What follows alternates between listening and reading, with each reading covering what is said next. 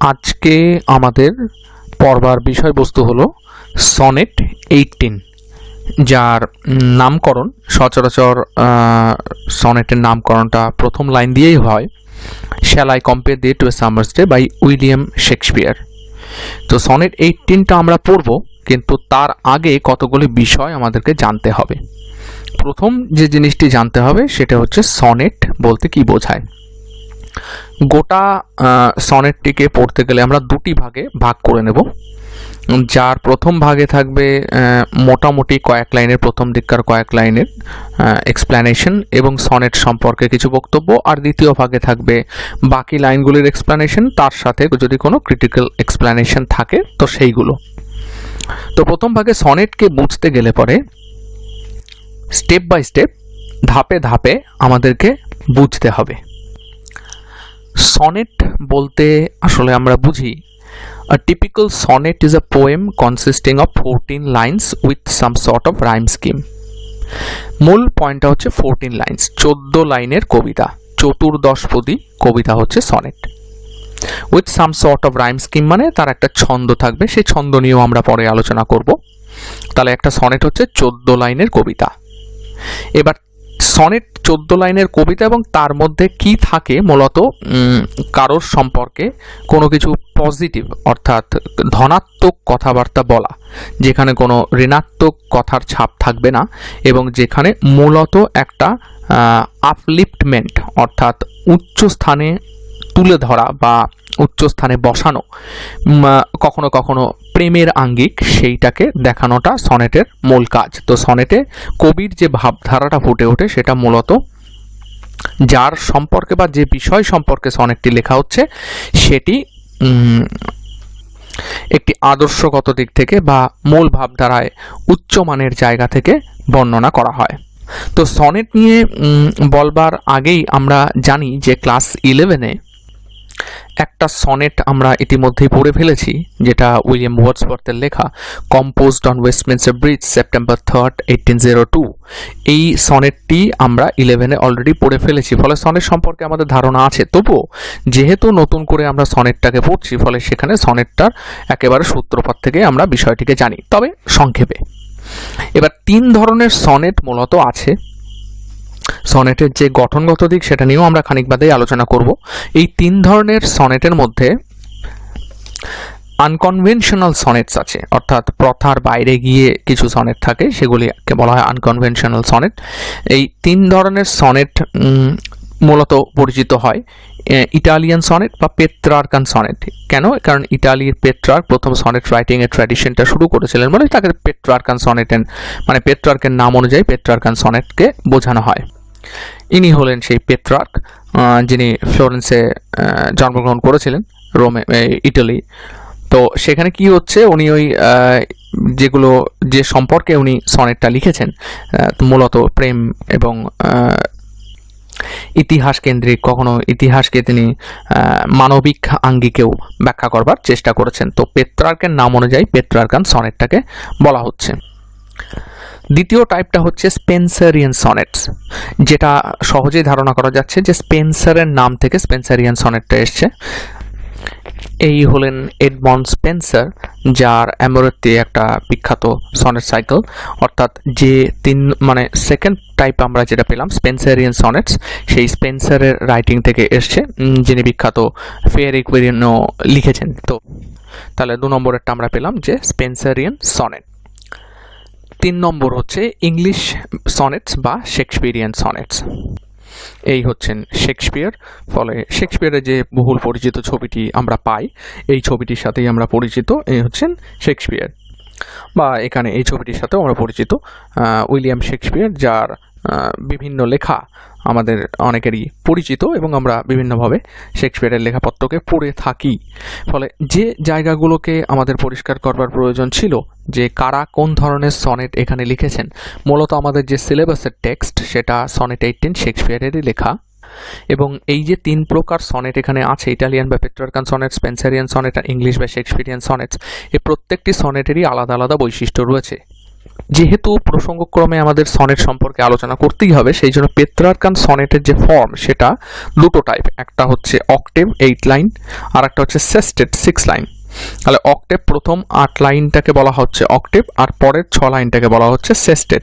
মাঝখানে একটা ভোল্টা দেওয়া আছে, ভোল্টা মানে হচ্ছে the turn or transition between the two main parts, অর্থাৎ অক্টেভ আর সেস্টেটের মাঝখানে একটা টার্ন থাকে, সেইটা সেস্টেটের শুরুতে দেখা যায়। এইটা হচ্ছে পেত্রার্কান সনেটের ফর্ম।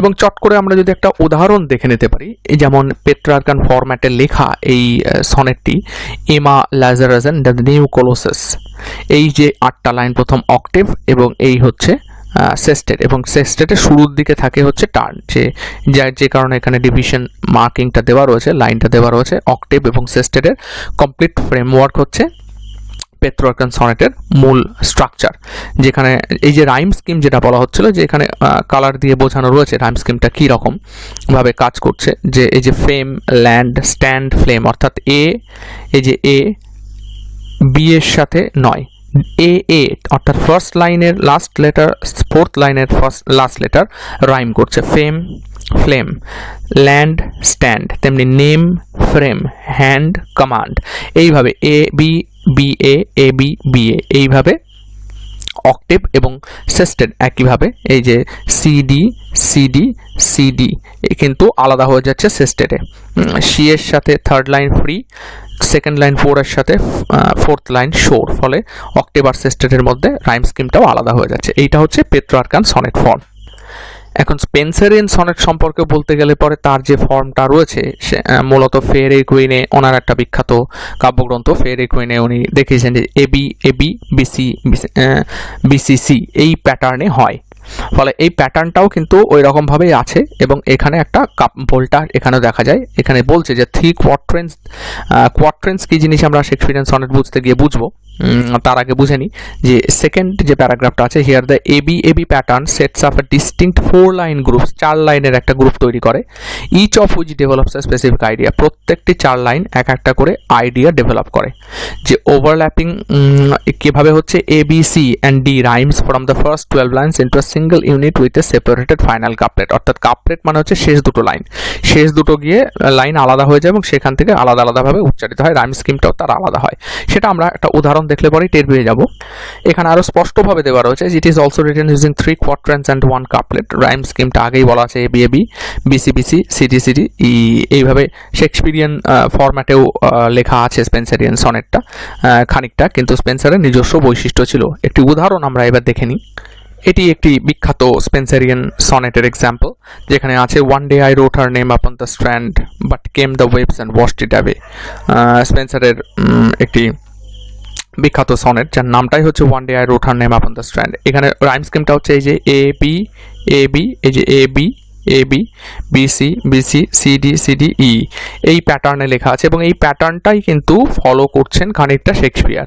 ফলে স্পেন্সারিয়ান এক্সাম্পলের মধ্যেও কিন্তু আমরা একটা নির্দিষ্ট প্যাটার্ন দেখতে পাই, যেটা পেত্রার্কান ফরম্যাটের ক্ষেত্রেও আমরা লক্ষ্য করেছি। এবার পড়ে থাকলো হচ্ছে ইংলিশ বা শেক্সপিয়ারিয়ান সনেটস, তারও একটা নির্দিষ্ট প্যাটার্ন রয়েছে। এটি একটি অন্য sonnet, from fairest creatures with desire increase. এটা হচ্ছে শেক্সপিয়ারের প্রথম সনেট, যে 154টি সনেট শেক্সপিয়ার লিখেছিলেন মোট। সেই 154টি সনেটের মধ্যে প্রথম সনেট হচ্ছে এইটা, from fairest creatures with desire increase. ফলে এই প্রথম সনেটটার মধ্যে কিন্তু কতগুলি স্ট্রাকচারাল প্যাটার্ন লক্ষ্য করা যাচ্ছে। এবার কি সেই স্ট্রাকচারাল প্যাটার্ন, সেটাকে আমরা পরপর ধাপ অনুযায়ী বুঝতে থাকি।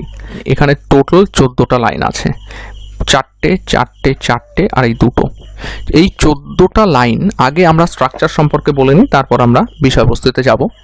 এই চারটে লাইন, প্রত্যেকটি 4 লাইনকে একটা করে কোয়াট্রেন বলা হয়। এই QUA TRAIN, তাহলে 3টি কোয়াট্রেন আছে, তাহলে 3টি কোয়াট্রেন্স। আর এই যে শেষ দুটি লাইন, এটাকে বলা হয় কাপলেট। কেন এটাকে কাপলেট বলে? কাপলেট হচ্ছে, আগে কোয়াট্রেনটা বুঝে নিই। কোয়াট্রেন হচ্ছে যে প্রত্যেকটি 4 লাইনকে এক একটি করে কোয়াট্রেন বলে, যার মধ্যে রাইম স্কিমটাকে খেয়াল করতে হবে। এবার আমরা একটু সনেট 18-এই যাই। এখানে যদি আমরা খেয়াল করি তাহলে দেখব এই যে shall I compare thee with summer's day, যেটা আমাদের পাঠ্য বিষয় আছে আর কি, আমাদের সিলেবাসে রয়েছে। তো এই প্রথম যে 4 line shall I compare thee থেকে and summer's lease had all too short a date, প্রত্যেকটির দেখতে হবে প্রথমটা ডে এর সাথে থার্ড লাইনের মেয়ের সিমিলারিটি আছে, অর্থাৎ রাইম স্কিমে এরা মিলছে, ডে মে টেম্পারেট ডেট। আবার এই জন্য এবি এবি, আবার এখানে শাইন্স, আবার থার্ড লাইনে ডিক্লাইন্স, এটা ফোর্থ লাইনে নয়, ফিফথ লাইনে শাইন্স, সিক্সথ লাইনে ডিমড, সেভেন্থ লাইনে ডিক্লাইন্স, আর এইথ লাইনে আনট্রিমড। তাহলে ফোর্থ আর ফিফথ আর এইথ লাইনের মধ্যে কিন্তু কোনো মিল নেই। আছে কার সাথে? ফিফথ, সেভেন্থ, সিক্সথ, এইথ, ঠিক যেমন 1, 3rd আর 2nd, 4th। তাহলে এইভাবে রাইম স্কিমটা আসছে। এবার শেষে এসে দেখা যাচ্ছে কি, ঠিক যেমন এখানে আছে pity the world or else this glutton be, এই বি এর সাথে ডি এর মিল। কাপলেট হচ্ছে প্রত্যেকটি অন্তে শেষে, লাইনের শেষে মানে ছন্দে মিল থাকবে, যেমন বি ডি, অথবা এখানে যেমন আইস ক্যান সি, এটা এখানে পরিষ্কারভাবে দেখা যাচ্ছে না, এখানটায় আমরা দেখতে পারি so long as men can breathe or eyes can see, so long lives this and this gives life to thee, এই যে সি ডি, ফলে এটা হচ্ছে কাপলেট। সুতরাং এই যে স্ট্রাকচারাল প্যাটার্নটা কিন্তু শেক্সপিয়ার অনেক জায়গা থেকেই টুকছেন এই সেন্সে, মানে ধারণাটা নিচ্ছেন এবং সেই অনুযায়ী নিজের মতো করে লিখছেন, যেটা আমরা প্রথম সনেটেও দেখে থাকি, যে প্রথম সনেটের ক্ষেত্রেও কিন্তু তাই, যে from fairest creatures with desire ইনক্রিজের সাথে থার্ড লাইনে ডিজিজ, সেকেন্ড লাইনে ডাইয়ের সাথে মেমোরাই, এই যে ডাই মেমোরাই, এইরকমভাবে প্রোনাউন্সিয়েশনগুলো, উচ্চারণগুলো এইভাবে হবে এবং এইভাবেই অন্তে মিল হচ্ছে। ফলে সেটা এমনকি আমাদের এই সনেটটার ক্ষেত্রেও প্রযোজ্য, যে সনেট 18 এই সনেটের ক্ষেত্রেও কিন্তু প্রযোজ্য, ডে মে টেম্পারেট ডেট। এবার এটা স্পেন্সারের সনেটটার ক্ষেত্রেও কিন্তু সেই একই রকমের দেখা যাচ্ছে, এই যে 4টে করে লাইন, এক একটা কোয়ার্ট্রেন, 4টে করে লাইন অটোমেটিক্যালি এক একটা করে কোয়ার্ট্রেন হয়ে যাচ্ছে। এবং কি দাঁড়াচ্ছে শেষে, যে এই ছন্দে মিলটাও সেইভাবেই কাজ করছে, A B A B, B C B C, C D C D, E, ঠিক যেমন শেক্সপিয়ারের ক্ষেত্রেও কিন্তু ঘটছে। সেটা প্রথম সনেটের ক্ষেত্রেই হোক বা সনেট 18 ক্ষেত্রেই হোক, সেই একই রকম ফর্মুলা কিন্তু এখানে খাটছে। এই যে ফার্স্ট কোয়ার্ট্রেন 4টে লাইন, সেকেন্ড কোয়ার্ট্রেন আরও 4টে লাইন, থার্ড কোয়ার্ট্রেন আরও 4টে লাইন, আর লাস্ট হচ্ছে কাপলেটটাও ঠিক যেমনভাবে রাইমটা করছে। ফলে এটা না হয় আমরা স্ট্রাকচারটা বুঝলাম, এই স্ট্রাকচারের একটা ধারণা কিন্তু অবশ্যই তিনি স্পেন্সার থেকে নিচ্ছেন, এটুকু বোঝা যাচ্ছে। কিন্তু এই যে কোয়ার্ট্রেন এবং কাপলেটকে তিনি শুধুমাত্র স্পেন্সার থেকে নিচ্ছেন না, আরও দুজন আছেন যার থেকে শেক্সপিয়ার কিন্তু কপি করবার চেষ্টা করছেন এই ফরম্যাটটা। এই ভদ্রলোক হচ্ছেন স্যার থমাস ওয়াট, আর ইনি হচ্ছেন সারে। এই দুজন ব্যক্তি সারে এবং ওয়াট, এই ওয়াট এবং সারের কাছ থেকেও কিন্তু শেক্সপিয়ার যথেষ্ট পরিমাণ মেটেরিয়াল নিচ্ছেন, বিশেষ করে কোয়ার্ট্রেন এবং কাপলেটের ধারণা কিন্তু সারে এবং ওয়াট থেকেই নেওয়া। যদি আমরা উইকিপিডিয়ার রিসোর্সে যাই, এখানে কিন্তু সেটা খানিকটা বলা আছে যে Wyatt Surrey did not really in fact many other poets before the great outbreak of sonneteering. এই গ্রেট আউটব্রেক হচ্ছে মানে বিশাল পরিমাণ লেখা যখন বেরিয়েছিল, that started only in the second half of the 16th century, 16শো শতকের সেকেন্ড হাফে ছড়িয়েছিল। They brought the Petrarchan sonnet to England and were the first to assimilate it into English Renaissance culture, also by changing the rhyme scheme from the Italian ABBA in the first part of the 14-line sonnet, the octave, and the CD in the second part, the sestet, to a more fitting English rhyme scheme. It was Sare who changed the inner division of the sonnet to 3 quatrains with the rhyme scheme ABAB, CD EF and a final couplet GG. ঠিক এই জায়গাটা থেকে উনি কিন্তু নিজের ইনফ্লুয়েন্সটাকে নিচ্ছেন। যখন আমরা শেক্সপিয়ারের সনেটগুলোকে দেখি, যে উনি যখন কাপলেট এবং কোয়ার্ট্রেনের যে কম্বিনেশনটাকে আনছেন, সেটা কিন্তু এখানে স্পষ্টভাবে বলা আছে যে সারে প্রথম ইংল্যান্ডে এই জিনিসটাকে চালু করেছিলেন। ফলে অটোমেটিক্যালি কি হচ্ছে, এই যে বলছে that latter became mainly associated with Shakespeare as he used this from the most of his sonnets too. ফলে শেক্সপিয়ার কিন্তু তার সনেটে এই প্যাটার্নটাকেই ব্যবহার করেছেন। ফলে স্বাভাবিকভাবেই এখানে কিন্তু আমরা একটা রেফারেন্স পাই যে শেক্সপিয়ার মূলত সারে এবং ওয়াট থেকে তার যে থিম এবং স্ট্রাকচার বা স্ট্রাকচারাল প্যাটার্ন, সেগুলিকে উনি কপি করেছেন এবং নিজের সনেটের ক্ষেত্রে ব্যবহার করেছেন। তাহলে এখন প্রশ্ন হচ্ছে 11-এ যে সনেটটি আমরা পড়েছিলাম, sonnet composed on Westminster bridge, এটা কোন প্যাটার্নে লেখা বা কোন রাইম স্কিম এখানে ফলো করা হয়েছে? ওয়ার্ডসওয়ার্থ কোন রাইম স্কিম এখানে ফলো করেছিলেন? ভালো করে খেয়াল করলে দেখা যাবে যে এখানে ফেয়ারের সাথে ম্যাজেস্টি, বাই ফেয়ারের ম্যাজেস্টি নয়, ফেয়ারের সাথে ওয়্যার, বাইয়ের সাথে ম্যাজেস্টি, অর্থাৎ এ বি বি এ, আবার বেয়ারের সাথে এয়ার, লাইয়ের সাথে স্কাই, আবার এই যে সিডিডিসি, এইভাবে করা যেতে পারে। তাহলে এ বি বি এ সিডিডিসি এইভাবে চলছে। এবং যেটা এখানে কিন্তু কাপলেটের কোনো জায়গা নেই, অর্থাৎ অক্টেভ এবং সেস্টেটেই কিন্তু লেখা, যেটা পেট্রার্কান ফরম্যাটে করা। প্রথম 8 লাইন, তারপরে 6 লাইন, প্রথম 8 লাইন একটা জায়গা বলছে, পরে 6 লাইন আর একটা জায়গা বলছে। ফলে সেটা কিন্তু শেক্সপিয়ারিয়ান প্যাটার্নেও নয়, স্পেন্সারিয়ান প্যাটার্নেও নয়, মূলত এটা পেট্রার্কান ফরম্যাট বা ইটালিয়ান ফরম্যাটে লেখা রয়েছে। তাহলে এ পর্যন্ত আমরা বুঝলাম যে শেক্সপিয়ারিয়ান সনেটের যে প্যাটার্ন, সেই প্যাটার্নে কোয়াট্রেন রয়েছে, এইটা first quatrain, second quatrain, third quatrain এবং কাপলেট। এই প্যাটার্নটা উনি মূলত ওয়্যাট এবং সারে থেকে কপি করেছেন। স্পেন্সারের কিছু বৈশিষ্ট্য ওনার সনেটের মধ্যে দেখা যায়। এবার এই যে 154টি সনেট উনি লিখেছেন, এই 154টি সনেটের মধ্যে কিন্তু বিভেদ আছে। বিভেদ আছে বলতে উনি কতগুলি জায়গা তৈরি করেছেন নিজের সনেট রাইটিংয়ের মধ্যে দিয়ে, এবং প্রত্যেকটির জায়গায় হচ্ছে আনকনভেনশনাল। সেটা আমরা যখন সনেটটা শেষ করব, মূলত সেকেন্ড পার্টে গিয়ে আমরা সেই জায়গাটাকে পরিষ্কার করব যে কোথায় তিনি আনকনভেনশনাল, কিভাবে তিনি আনকনভেনশনাল, সেই জায়গাগুলি আমরা সেকেন্ড পার্টে পরিষ্কার করব। আপাতত যেটুকুনি আমাদের দরকার জানবার, সেটা হচ্ছে যে উনি এই 154টি সনেটের মধ্যে ভাগ করেছেন। কিছু সনেট লিখেছেন একটি ছেলেকে উদ্দেশ্য করে, কিছু সনেট লিখেছেন একটি মেয়েকে উদ্দেশ্য করে। তার এই টোটাল সনেটগুলির মধ্যে 154টি সনেটের মধ্যে 126টি সনেট আছে। এই 126টি সনেট কিন্তু উনি অ্যাড্রেস করেছেন মিস্টার ডব্লিউএইচ বলে একজনকে। তার বইয়ের প্রথমে দেখাও যায় যে তিনি উৎসর্গ করছেন মিস্টার ডব্লিউএইচকে। এই মিস্টার ডব্লিউএইচ ছিলেন সম্ভবত হেনরি রিওথেসলে, যিনি আর্ল অফ সাউদাম্পটন হিসেবে খ্যাত ছিলেন। তিনি একজন আর্ল ছিলেন। সাউদাম্পটন একটা জায়গা, যেমন আমরা যদি বলি যে মেয়র অফ ক্যালকাটা, সেই রকম দ্য আর্ল অফ সাউদাম্পটন। তাকে উদ্দেশ্য করেই 126টি সনেট, মোট মানে অধিকাংশ সনেটই, এই 154টি সনেটের অধিকাংশ সনেটই কিন্তু উনি সেই ক্ষেত্রে একটি পুরুষকে উদ্দেশ্য করে লিখেছিলেন। এবং বাকি যে 28টি সনেট থাকে, rest of the sonnets, dark lady বলে তিনি একজনকে উদ্দেশ্য করেছিলেন, যার সম্ভবত নাম ছিল ম্যারি ফিটন। ফলে এই 154টি সনেটের 126টি হচ্ছে হেনরি রিওথেসলে, প্রবাবলি মিস্টার ডব্লিউএইচকে উদ্দেশ্য করে, আর একটা হচ্ছে দ্য ডার্ক লেডি ম্যারি ফিটনকে। এবার এখানে এই পরিসংখ্যানটি দেখে আমরা বুঝতে পারছি, প্রথম যেটা বুঝতে পারছি যে সনেট 18 মানে অবশ্যই কিন্তু এখানে 126টির মধ্যে, অর্থাৎ মিস্টার ডব্লিউএইচ অর্থাৎ একটি পুরুষকে, অর্থাৎ তার ফ্রেন্ডকে উদ্দেশ্য করে লেখা, যাকে যিনি প্যাট্রন ছিলেন। প্যাট্রন বলতে বোঝায় যেটা a person who gives financial or other support to a person, organization or cause। অর্থাৎ শেক্সপিয়ারকে ইনি এই ব্যক্তি বলতে এই হেনরি রিওথেসলে কি সাপোর্ট করতেন? ফিনান্সিয়াল সাপোর্টটা করতেন, তাকে পেট্রন বলা হয়।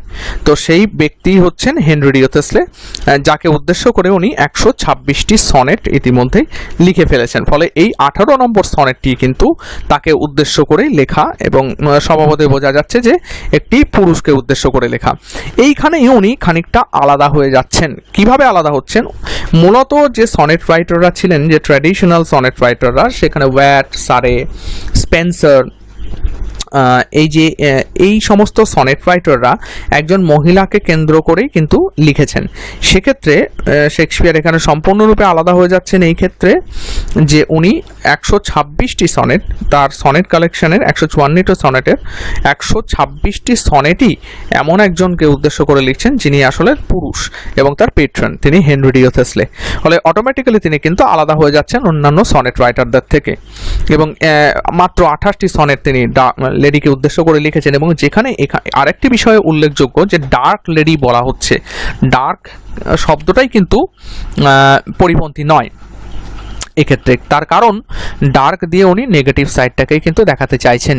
ফলে যেখানে অন্যান্য সনেট রাইটাররা স্বভাবতই তাদের যে লেডি লাভ যাকে নিয়ে সনেটটা লিখছেন তাদের উদ্দেশ্যে খুব ভালো ভালো কথা লিখেছেন, সেখানে কখনোই ডার্ক নয়। প্রসঙ্গত উল্লেখ্য 30 নম্বর সনেটটিতে শেক্সপিয়ার পরিষ্কারভাবে কনভেনশনাল লেডি, অর্থাৎ যারা যে সমস্ত সনেটেররা ভালো ভদ্র সভ্য কনভেনশনাল লেডিদেরকে নিয়ে লিখেছেন, সেখানে শেক্সপিয়ার কিন্তু পরিষ্কার করে পার্থক্য করে দেখিয়েছেন যে তার লেডির সাথে কনভেনশনাল লেডিদের পার্থক্যটা কোন জায়গায়। যেখানে তার লেডি লাভ বা যাকে উদ্দেশ্য করে তিনি সনেট লিখেছেন তিনি ব্ল্যাক বা ডার্ক, অন্যান্যরা কিন্তু ফেয়ার কমপ্লেক্সনড ফর্সা। ফলে সেই জায়গা থেকে শেক্সপিয়ার কিন্তু সম্পূর্ণ আলাদা হয়ে যাচ্ছেন। এবার যখনই আমরা এটা দেখছি, আমরা এই জিনিসটাকে নিয়ে কিন্তু আলোচনার একটা জায়গা তৈরি করতেই পারি। কারণ tradition and the individual talent বলে টি.এস. এলিয়টের একটা লেখা আছে, একটা এসে আছে, যে এসেটার মধ্যে উনি দেখিয়েছেন যে ইন্ডিভিজুয়াল ট্যালেন্টটা কিভাবে আসে হচ্ছে তিনি যে ব্যক্তি বা যে আর্টিস্ট ট্র্যাডিশনটাকে ফলো করেন এবং তার ইন্ডিভিজুয়াল ট্যালেন্ট দিয়ে একটা জায়গা তৈরি করেন, ফলে সেটা একটা ইউনিক বিষয় তৈরি হয়।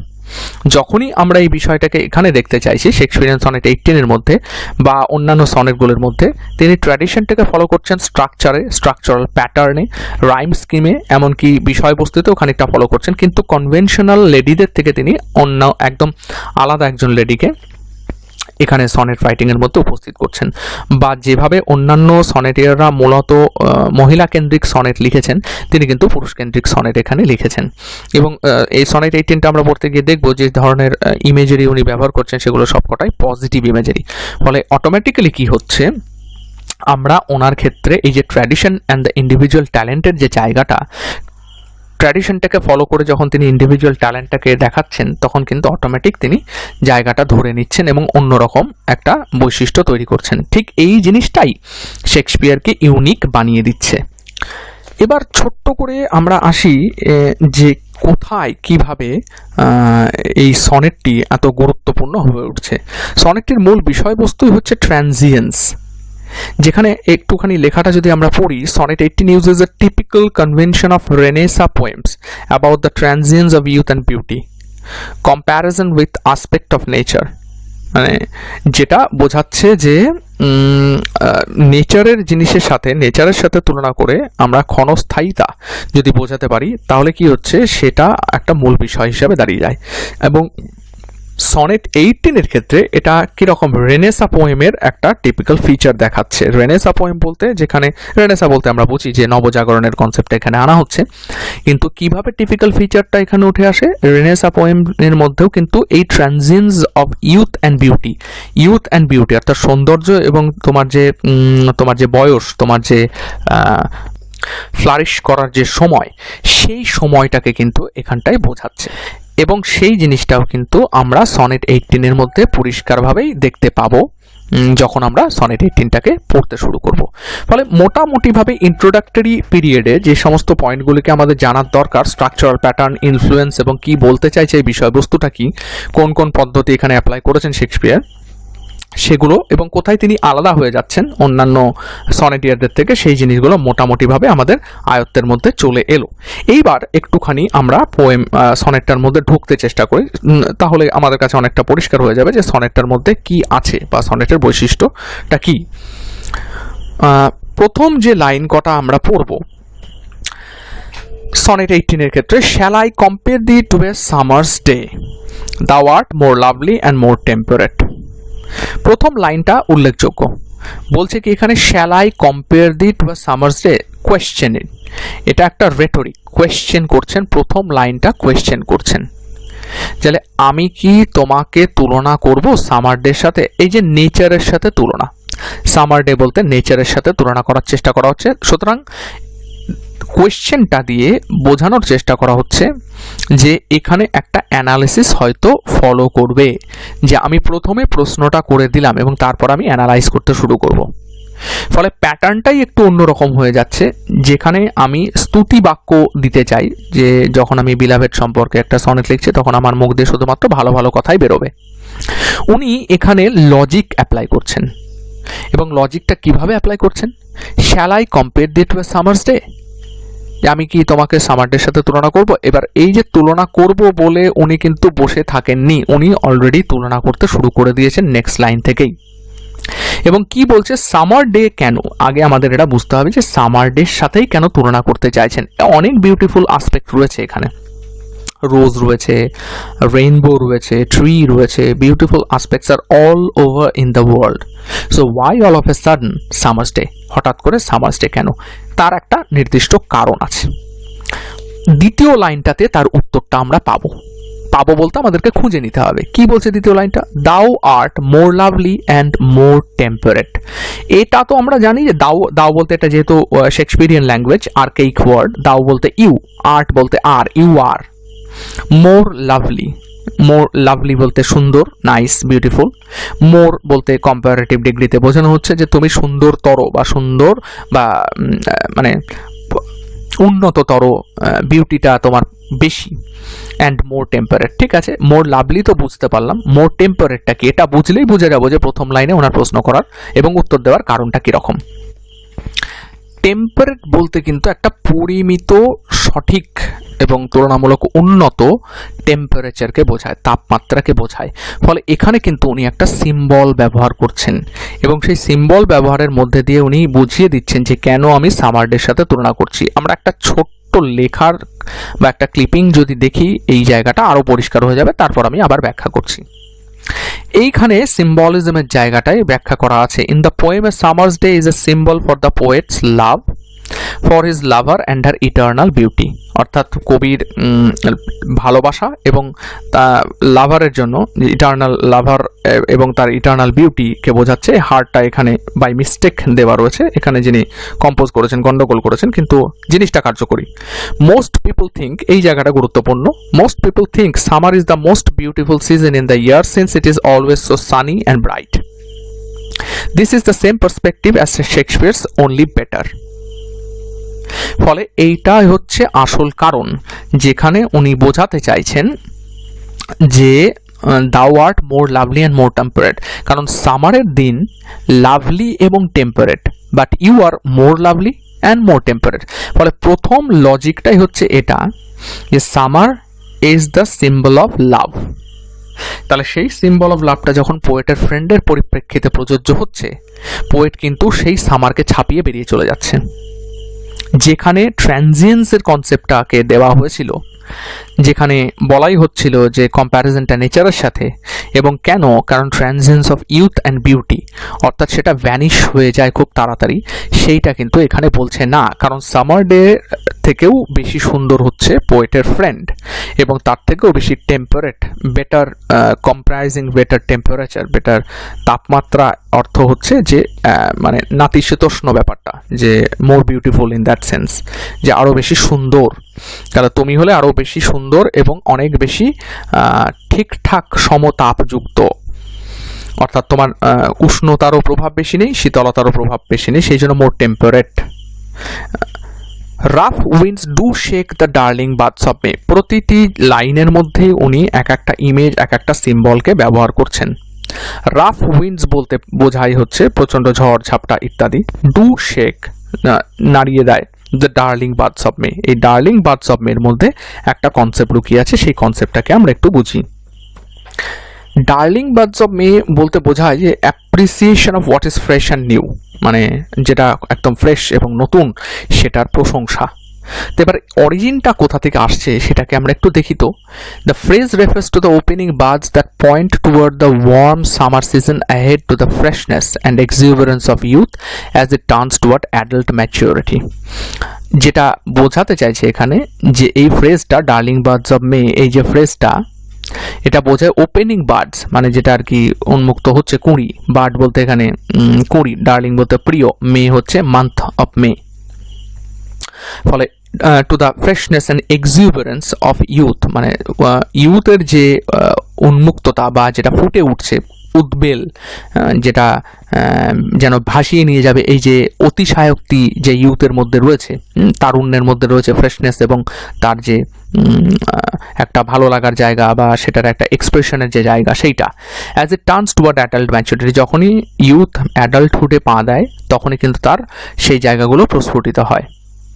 It probably refers not to the month of May directly but to the May tree, the common hawthorn. এই যে সেই মে ট্রির উদাহরণ, এইটা হচ্ছে সেই মে ট্রি, এবং সেই মে ট্রির উদাহরণটাও কিন্তু এখানে দেখা যাচ্ছে এটা পান হিসাবে কাজ করছে। মে ট্রিও বোঝায়, মে মান্থও বোঝাচ্ছে, হোমোগ্রাফ বা পান হিসাবে কিন্তু এখানে কাজ করছে। পানটাকে কিন্তু আমার আগেই বোঝানো রয়েছে যে সিমিলার সাউন্ডিং ওয়ার্ড কিন্তু মিন করে ডিফারেন্ট। সিমিলার সাউন্ডিং ওয়ার্ড হচ্ছে মে, এমনকি এটা স্পেলিংও সেম, কিন্তু মানেটা আলাদা। কখনো মে মানে মান্থ অফ মে বোঝাচ্ছে, কখনো মে ট্রি বোঝাচ্ছে, যেটা কমন হথর্ন ট্রিকে বোঝায়। That flowers in England at that time of year, অর্থাৎ মে মাসে এই মে ট্রিতে ফুল হয়, সেটা ঝরে যায়। Rough wind. The hawthorn is important in the mythology of Old England, and there's a rich symbolism wrought from its standing as an early flowering common tree. যে আগে আগে ফুল ফুটে যায়, এই ইংল্যান্ডে একটা মিথ রয়েছে এটা কমন হথর্ন বা মে ট্রি নিয়ে, যে এই রিচ সিম্বলিজমটা কোথায় কাজ করছে, যে ওই গাছটাতে আর্লি ফ্লাওয়ারিং হয়, অর্থাৎ আগেই ফুল ধরতে শুরু করে। Global warming has now given the UK a climate that causes May to begin flowering earlier, but I doubt that the darling birds of April will ever catch on. এটা উনি এখানে মজা করেছেন, এই শেষ অংশটুকু আমাদের দরকার নেই। ফলে ডার্লিং বার্ডস অফ মে কিন্তু ওই জায়গা থেকে একটা রেফারেন্সকে টেনে নিয়ে চলে আসছে। ফলে rough winds do shake the darling birds of মে, সেই টেম্পারেট নেচারের জায়গায় সামার ডেতে কি হচ্ছে, রাফ উইন্ড কিন্তু ডার্লিং বার্ডস অফ মেকে ফেলে দেয়। ফলে রাফ উইন্ড মানে ঝোড়ো হাওয়া, যেটাকে আমরা বোঝাচ্ছি। ঝোড়ো হাওয়ার আমাকে ছবি দেখাতে হবে না, ঝোড়ো হাওয়া আমরা সবাই জানি যে ঝোড়ো হাওয়া কেমন হয়। ফলে সেই ঝোড়ো হাওয়াতে ডার্লিং বার্ডস অফ মে কিন্তু ঝরে যায়। ফলটা কি হচ্ছে, সেখানে সামারডের কিন্তু বৈশিষ্ট্য বা গুণাবলী খানিকটা কমে গেল। এবং ফোর্থ লাইনে বলছে and summer's lease hath all too short a date.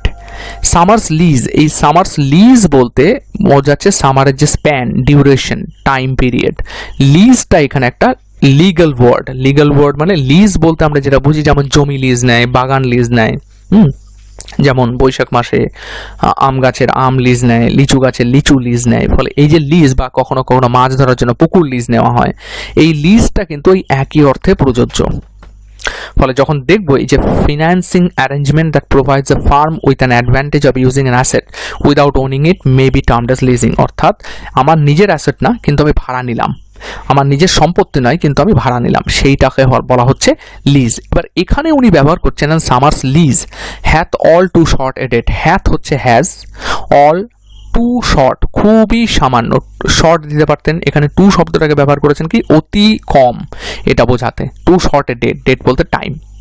তাহলে রাফ উইন্ডস ডার্লিং বার্ডসকে ঝরিয়ে দিচ্ছে মে মাসে বা মে ট্রির, এবং সামার্স লিজ এরও কিন্তু ডিউরেশনটা খুবই সামান্য। ফলে সামার ডেকে যেখানে এপ্রিল মেটাকে বিউটিফুল সিজন ধরা হয় ব্রিটেনে, তার বিউটির জন্য একেবারে ক্লাইমেটটাও খুব সুন্দর থাকে। এইখানে আমরা ছোট করে টেম্পারেট ক্লাইমেটের বক্তব্যটা বুঝতে পারি। Temperate climates are those without extremes of temperature and precipitation, মানে প্রেসিপিটেশন বলতে রেইন এবং স্নো, অর্থাৎ এগুলি ঝরে না। টেম্পারেট মানে উইদাউট এক্সট্রিম, প্রচণ্ড নয় কোনোটাই। Changes between summer and winter are generally invigorating without being frustratingly extreme. Change যখন হয় প্রচণ্ড গরম পড়ে, হয় প্রচণ্ড ঠান্ডা পড়ে। There are two types of temperate climate, maritime and continental. তো ম্যারিটাইম ক্লাইমেট, কন্টিনেন্টাল ক্লাইমেট এগুলি আমরা সবই ভূগোলে জানি। ফলে টেম্পারেট ক্লাইমেট নিয়ে আমাকে বিশেষ বক্তব্য দিতে হবে না। টেম্পারেট ক্লাইমেট বলতে একদম নাতিশীতোষ্ণ জায়গাটাকে বোঝাচ্ছে, অর্থাৎ বিউটিফিকেশন অ্যাট ইটস বেস্ট। ফলে সামার ডের যে ড্রব্যাকগুলো উনি দেখাচ্ছেন সেটা হচ্ছে, প্রথম কথা, in comparison to the poets friend, অর্থাৎ পোয়েটের বন্ধুর তুলনায় summer day not more lovely, not more temperate.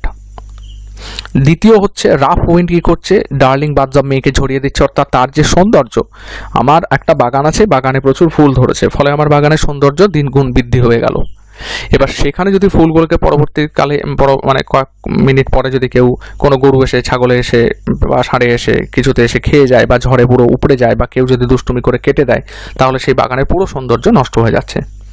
সেইটাই এখানে করছে যে রাফ উইন্ড কিন্তু ওই ডার্লিং বার্ডস অফ মেকে ঝরিয়ে দিচ্ছে। এবং সবচেয়ে বড় কথা, সামার্স লিজ, অর্থাৎ এই যে বিউটি সিজন, এটা খুব অল্প সময়ের জন্য। কেন ইনি সময়ের প্রসঙ্গটা আনলেন? অবশ্যই তিনি সময়টাকে আনছেন এই কারণের জন্য যে নিশ্চয়ই তিনি প্রমাণ করতে চাইবেন যে পোয়েটের ফ্রেন্ডের কিন্তু সময়, মানে তার বিউটির ক্ষেত্রে সময়টা অত প্রযোজ্য নয়। এবার লিজটাকে উনি দিচ্ছেন কি বাধ্যতামূলক অর্থে, কারণ আমরা জানি লিজ পেপারে সাইন করা মানে সেখানে আইনের একটা ব্যাপার চলে আসে এবং সেখানে বাধ্যতামূলক যে সময় বা টাইম পিরিয়ডটা কিন্তু শেষ হতেই হবে। ফলে এখানে কিন্তু উনি একটা ফোর্স জায়গাটাকে নিয়ে আসছেন সামার্স লিজ বলে। দ্বিতীয়ত উনি শেক্সপিয়ার রীতিমতো আইনের কাজকর্মের সাথে খানিকটা যুক্ত ছিলেন, ওনার যে অটোবায়োগ্রাফিক্যাল হিস্ট্রি থেকে আমরা জানি, সেক্ষেত্রেও কিন্তু ওনার যে ওই জায়গার প্রভাব ওনার লেখার মধ্যে পড়বে সেটাই স্বাভাবিক, এবং সেক্ষেত্রে এই লিজ শব্দটা কিন্তু ওইখান থেকেই আসছে। এমনকি সনেট 73-তে যদি আমরা যাই, that time of year the messed in me behold, যেটা সনেট 73, সেই সনেট 73-তে গিয়েও কিন্তু আমরা এই লিজের জায়গাটাকে দেখব, এবং যেটা কোর্টের টার্ম, সেই টার্মগুলোকে কিন্তু উনি ব্যবহার করার চেষ্টা করেন ওনার সনেটের মধ্যে। ফলে এখানে একটা সামার্স লিজ বলতে সামারের ডিউরেশন, সামারের স্প্যানটাকে বোঝাচ্ছে, হ্যাথ অল টু শর্টেড, অর্থাৎ সেটাও কিন্তু ক্ষণস্থায়ী, খুব বেশি দীর্ঘস্থায়ী নয়। ফলে প্রথম যে কোয়াট্রেন 4টে লাইনের মধ্যে আমরা যে জিনিসগুলি পেলাম সেগুলিকে ভালো করে বুঝে নিলাম, এবং সামারের কি কি ড্রব্যাক আছে সেটাও বোঝার চেষ্টা করছি। এবার এই যে প্রথম লাইনের যে প্রশ্নটা, এটা আমাদের একটা মনে করিয়ে দিচ্ছে এক্সটেন্ডেড মেটাফোরের কথা। এক্সটেন্ডেড মেটাফোর হচ্ছে এই যে entire poem is an extended metaphor comparing a summer's day to Shakespeare's lover's eternal beauty. যেখানে কোয়াট্রেনে 1, 2, 3, 4, 3 এবং কাপলেটে কি কি দেখাচ্ছে এখানে বলা আছে যে compared to a summer's day he is better than a summer's day because he is more lovely and more temperate। এই যে এক্সটেন্ডেড মেটাফোরটা যে প্রথম লাইনের মধ্যে উনি প্রশ্নটা করে দিচ্ছেন এবং তারপরে তিনি যে কম্প্যারিজনটা টানছেন, এই কম্প্যারিজনটাই তো মেটাফোর, আনঅ্যালাইড কম্প্যারিজন। যেটা মেটাফোর বলতে সিমিলিয়ার মেটাফোরটাকেও আমার অনেক আগেই পরিষ্কার করে দেওয়া আছে, তবু আমি একবার বলে দিচ্ছি। এখানে ফিগারেটিভ ল্যাঙ্গুয়েজ হিসেবে সিমিলিয়ার মেটাফোর পাশাপাশি দেখানোই আছে। সিমিলি বলতে যেটা বোঝায় হচ্ছে কম্প্যারিজন, কিন্তু কম্প্যারিজনের মধ্যে দেন, লাইক, অ্যাজ এইসব থাকবে। যেমন as strong as an ox, অক্সের মতো শক্ত, এই অ্যাজ রয়েছে। As brave as a lion, বা he is as brave as a lion, এই জায়গাগুলোকে সিমিলি বলা হচ্ছে। মেটাফোরের মধ্যে এই দেন, অ্যাজ, লাইক ইত্যাদি এই সমস্ত থাকবে না, এবং কম্প্যারিজনটা হচ্ছে এক্সপ্লিসিট, অর্থাৎ পরিষ্কার পরিচ্ছন্ন নয়। যেন এক্সপ্লিসিট ভুল বললাম, এক্সপ্লিসিট হচ্ছে সিমিলির ক্ষেত্রে ইমপ্লাইড কম্প্যারিজন, যেটা ধরতে পারা যায় না। Metaphor is a phrase describing something as something is not in reality. It is used to compare two things symbolically. A metaphor literally describes something as something it is not. Love is a battlefield, তো লাভ কখনোই battlefield নয়, কিন্তু এখানে দেন, as এইসব নেই, লাভের সাথে ব্যাটলফিল্ডের তুলনা করা হচ্ছে, ফলে এটা হচ্ছে মেটাফোর। এবং এখানেও কিন্তু আমরা তাই তো দেখতে পাচ্ছি যে গোটা কবিতাটার মধ্যে সামার ডের সাথে তুলনা করা হচ্ছে, ফলে এক্সটেন্ডেড কেন, টেনে বড় করে দেওয়া হয়েছে, সেই জন্য এটা এক্সটেন্ডেড মেটাফোর। আশা করা যাচ্ছে এখানে বোঝা গেল। বুঝতে না পারলে আমাকে জানাতে হবে, এবং আমার ভিডিওর নিচে কমেন্ট করলে পরে আমি সেটাকে ব্যাখ্যা করে দিতে পারবো। তো and summer's lease hath all too shorted date পর্যন্ত হলো।